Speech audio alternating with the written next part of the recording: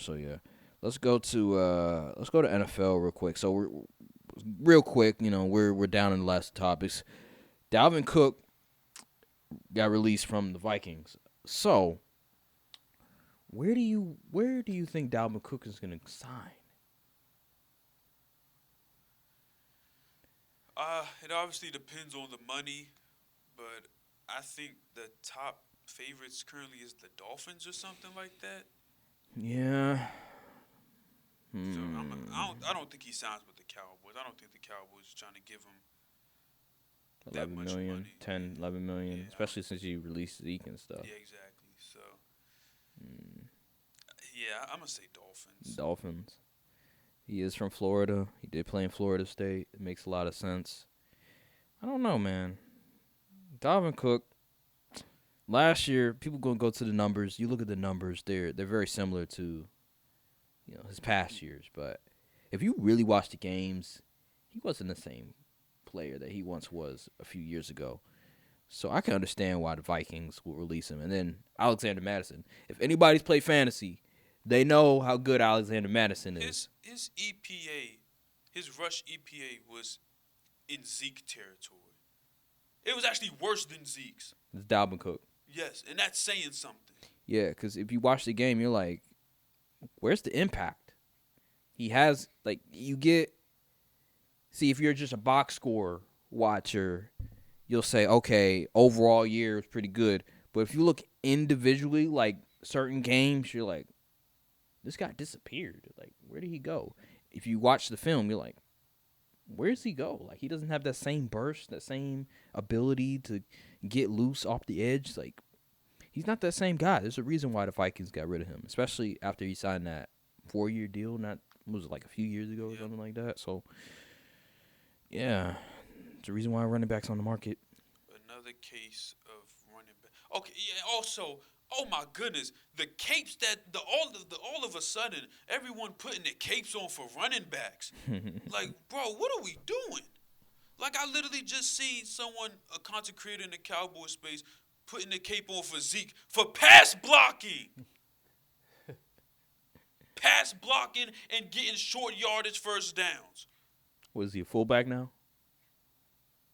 That's like, oh my goodness. Like, dude was getting paid like 14 mil a year just to pass block and beat a short yardage back. Are you kidding me? He could be a fullback for all. Like, If he's gonna do all that, just be a we literally fullback. we just got a fullback too from the draft Mm. also. And Saquon, he's not showing up to camp or training mini camp and all that. So he wants to get paid. Josh Jacobs just said he's taking a stand for all the running backs.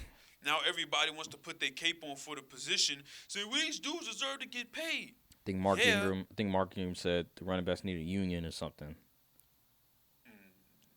Shoot, have you seen the NFLPA? I'm supposed to expect them to unionize properly after they sacrifice all this stuff just so they could smoke weed. I'm supposed to put my faith in them to make change for a man. Get out of here. Listen, it's just unfortunate the way the position works. Mm-hmm. If you want better, like, I don't know what you're going to be able to do. You better learn how to run some routes. Mm-hmm. Because at least if you're running effectiveness, at least you can still run a route. Mm-hmm. Yeah. That's why I don't think players like Jahmyr Gibbs will have to deal with this kind of stuff because he is very good out the backfield. Remember the Patriot running backs, I forgot his name. James White. Yeah. He was in the league for a good minute because he can catch the ball. Tom Brady loved throwing the ball to James White. Yep. So, yeah, you're right. See, Frank Gore is an anomaly. Exactly. Those guys, Adrian Peterson's an anomaly. Exactly. And, yeah, there's probably some other running backs like Emmitt Smith. And dudes that have been playing nope, it ain't happening. An anomaly. So especially at a high level, it ain't happening. And it's over. I just think with Saquon, it's apparently he turned down like a $14 million deal. Man, I don't know why he would do that. Saquon is interesting to me because on one hand I would pay him, but it depends on the number though. Like if he wants he says he doesn't want to like Set the market. set the market or anything. But yet he turned down like 14 million. But what does that mean? Like, okay, how much money do you want though? Because although you're not setting the market, that doesn't mean that the money that you want isn't bad. Like with a quarterback per se, okay, a quarterback is like, oh, well, I don't want to set the market. Yeah, because Deshaun Watson, 250 fully guaranteed is crazy. And you say, oh, I don't want to set the market, but then you want like, I don't know, you want Jalen Hurts money, but you're like Kirk Cousins. That's pretty bad. So I'm looking at Saquon, and I'm like, all right, you say that, but how much money, how much guarantee do you really want? Especially since you have 2 great seasons, and then, was it 2 or 3 years where you're injured? So what do you want us to do? Like, just logically speaking, how does that benefit us when you only had 2 great seasons, which is your rookie year, last season, and then like 2 other seasons where you've been injured? Make it make sense, Saquon. Like, we're not going to just bow down to you and just give you all the money that you want unless it's a fair price. Especially since they just paid Daniel Jones and Dexter Lawrence. Again, we don't know the contract details, how much money he wants or anything like that. But if he's holding out, then it's pretty clear that he probably wants a good penny. Because if he's holding out like that and the team's like, nope, we're not giving you that, then. But I mean, what is he gonna do? Sit out for the year? He said he's willing to, but I think that's a bunch of baloney. Like, I look at Aaron Jones. Some money is better than no money. I look at Aaron Jones' situation where they got a deal done quickly. Aaron Jones, he took less money than probably the market would have gave him, but he wanted to win. He got like, I think, $40 million or something like that. I forgot how much guarantee, but he had around $40 million, and people were like, damn, that's less than what he probably would have gotten. Saquon might have to do that for the Giants. They're not going to give him $40 million, but in terms of you're going to have to take maybe less than what you probably desire, that's what the market bears for you specifically, because you've been injury prone. Besides this year, you've been injury prone for like 2 years straight. So if Saquon was never injured, if he was healthy every single year, then I would say, okay, Saquon, you have a point.